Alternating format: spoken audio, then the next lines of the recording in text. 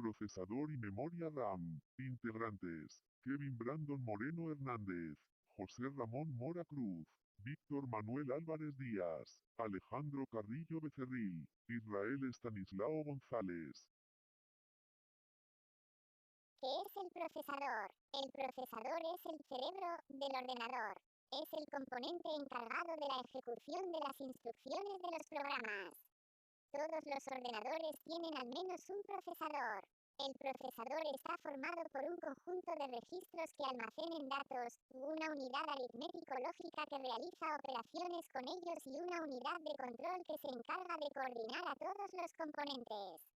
Un reloj interno determina la velocidad de trabajo de estos elementos internos. Historia del procesador. Tras la era industrial y aprovechando la Segunda Guerra Mundial, los gobiernos más potentes se vieron en la necesidad de invertir el tiempo de sus mejores científicos en idear máquinas que pudiesen tratar información, ya sea procedente del enemigo y en ese caso descifrándola, o enviándola oculta a un aliado.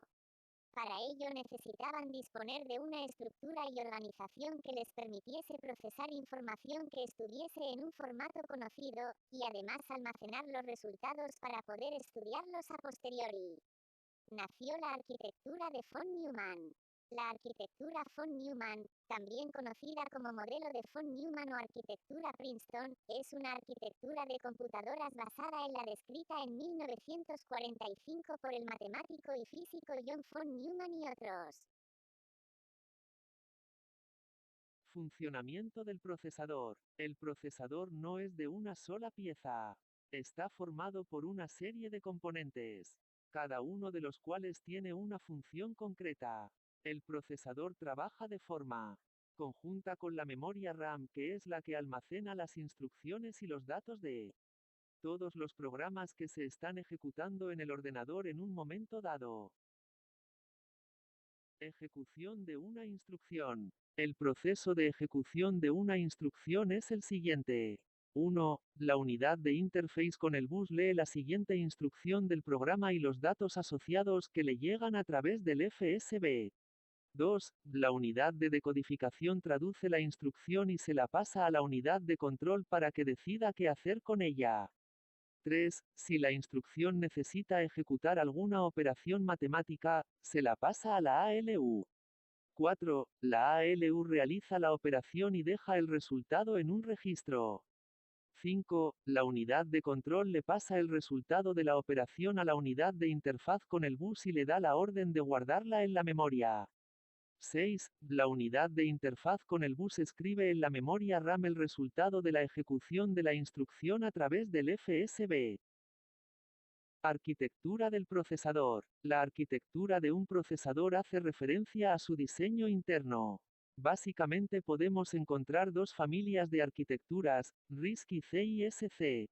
Las arquitecturas RISC, Reduced Instruction Set Computer, se basan, como su propio nombre indica, en un conjunto de instrucciones reducido y simple, pero eso no quiere decir que estos procesadores sean poco potentes. Todo lo contrario, la simplicidad de su diseño favorece que las instrucciones se ejecuten rápidamente, aunque sea necesario ejecutar varias de ellas para tener el mismo resultado que con una sola instrucción más compleja. Es la base de los procesadores que suelen incorporar los grandes sistemas como los mainframes debido a las posibilidades de paralelismo y de multitarea real que ofrece su diseño. Los procesadores ARM, incorporados en multitud de plataformas móviles y de videojuegos, emplean también esta arquitectura. Por otra parte, las arquitecturas CISC Complex Instruction Set Computer usan una aproximación distinta. Disponen de un juego de instrucciones complejo y muy elaborado, incluyendo hasta instrucciones especiales para la gestión de datos multimedia. Son las arquitecturas en las que se basan los procesadores para los ordenadores personales, como los de Intel o AMD. Rendimiento. Existen muchos factores que afectan al funcionamiento del procesador y su rendimiento global dependerá de varios factores simultáneamente. Por eso es complicado decidir en algunas ocasiones cuál es el procesador más adecuado para satisfacer unas necesidades concretas. A continuación se exponen las características más relevantes. Frecuencia. Cuando nos referimos a la potencia de un procesador normalmente tendemos a dar una medida en gigahercios, GHz. Pero ¿qué significa realmente que un ordenador funcione a 1,8 GHz? La respuesta la tenemos en uno de los componentes internos, el reloj. Pero antes, hagamos un poco de memoria. Los hercios no son una medida de velocidad, sino de frecuencia. El hercio, o Hz, es una medida que equivale a un ciclo por segundo. Es decir, dado un evento que se repite en el tiempo, si ocurre con una frecuencia de 1 vez por segundo tiene una frecuencia de 1 hercio. Si aplicamos los prefijos del sistema internacional para indicar los múltiplos, tenemos que una frecuencia de 1 kHz, KHz, indica algo que realiza 1000 ciclos por segundo, 1 megahercio 1 millón de veces por segundo y 1 gigahercio 1000 millones ciclos por segundo. Así, un procesador que funcione a 1,8 GHz quiere decir que su reloj interno oscila 1800 millones de veces por segundo. Y como las operaciones dentro del procesador se sincronizan con los tics del reloj, la velocidad máxima del ordenador vendrá marcada por el ritmo de oscilación del reloj interno. La implicación que esto tiene en la velocidad del procesador es inmediata. Los primeros procesadores. Los primeros procesadores no funcionaban con transistores sino con válvulas de vacío, y fue la Segunda Guerra Mundial la que propició que los gobiernos investigasen en máquinas que fuesen capaces de operar con información de forma muy rápida en comparación con la velocidad de cálculo humana. Uno de los primeros equipos era el ENIAC, el primero que siguió la arquitectura de von Neumann. Contenía 17.488 tubos de vacío, 70.000 resistencias y 10.000 condensadores, entre otros muchos componentes.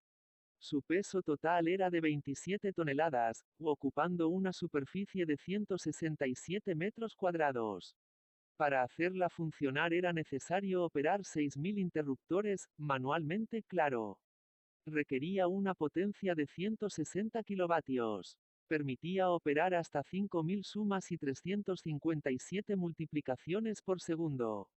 Si bien esta primera generación de computadores se caracterizó por trabajar con válvulas de vacío, programarse en código máquina o, a lo sumo, ensamblador, la segunda generación de procesadores evolucionó de forma muy notable debido a la escasa fiabilidad y durabilidad de las primeras propias válvulas. Empezó la carrera de los transistores, el almacenamiento magnético, es decir, los primeros discos duros, los lenguajes de alto nivel y los primeros sistemas operativos monousuario. Por entonces IBM ya llevaba varios años dando guerra y puso en el mercado una de las máquinas más avanzadas y exclusivas de la historia en su contexto, el IBM 7090, que es considerado como el primer ordenador con CPU de transistores de la historia.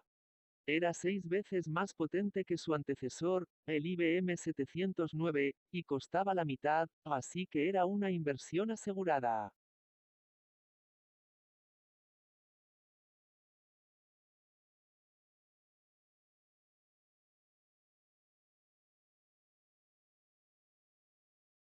Componentes de la RAM. Placa. Los elementos que conforman al hardware de la memoria RAM se encuentran soldados en la placa de circuito. Esta placa posee un circuito integrado semiconductor que se basa en el material de silicio. Este permite que los componentes de la memoria puedan conectarse y que también tengan una interfaz con la computadora, a fin de que el controlador de memoria y el procesador puedan llegar a la memoria RAM. Reloj. Contrario a la memoria convencional asincrónica, también conocida como DRAM, las operaciones de la memoria RAM se encuentran sincronizadas a las señales de un reloj. Esto facilita bastante la interfaz de control, lleva de la necesidad de producir señales pseudo-análogas que sí son necesarias en la DRAM. Minimiza también los costos de fabricación de los elementos de la memoria debido a que se puede construir una memoria mucho más rápida prácticamente al mismo precio.